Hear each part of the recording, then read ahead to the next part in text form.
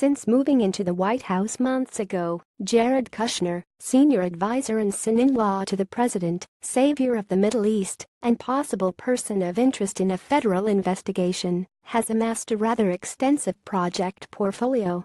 The issues under Kushner's purview include negotiating peace between Israel and Palestine, fixing the opioid crisis, updating technology across the entire federal government, and spearheading criminal justice reform, to name just a few.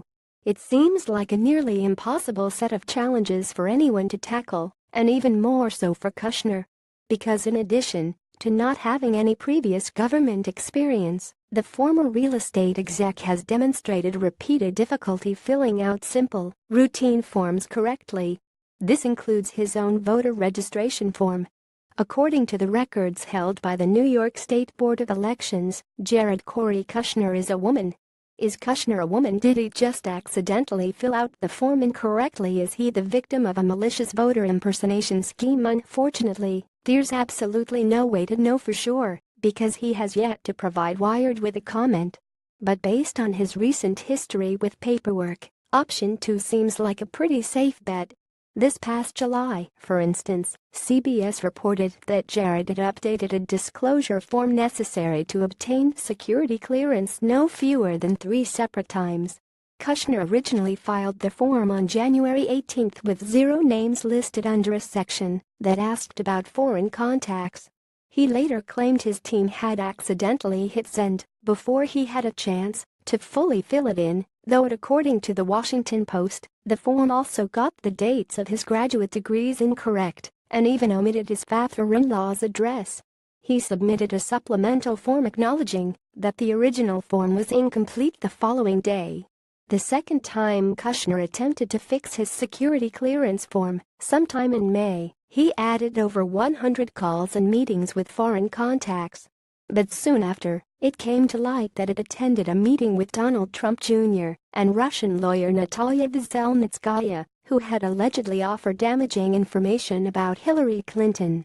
Kushner submitted the security form a third time to include, as he put it, the person who has since been identified as a Russian attorney, on June 21. How exactly Kushner managed to bungle the form multiple times has been the subject of much debate, as well as of his own testimony before the Senate Intelligence Committee.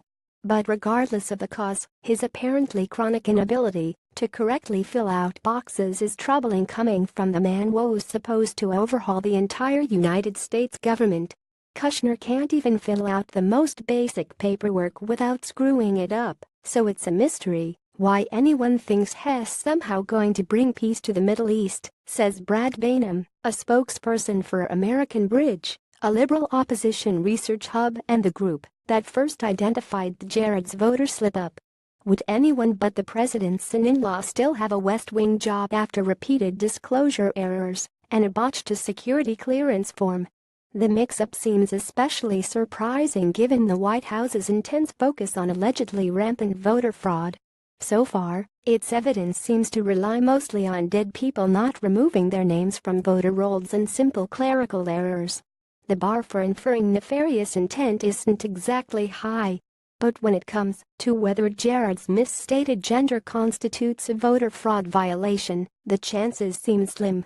There has to be an intent to give the false information, says Loyola Law School professor Justin Levitt.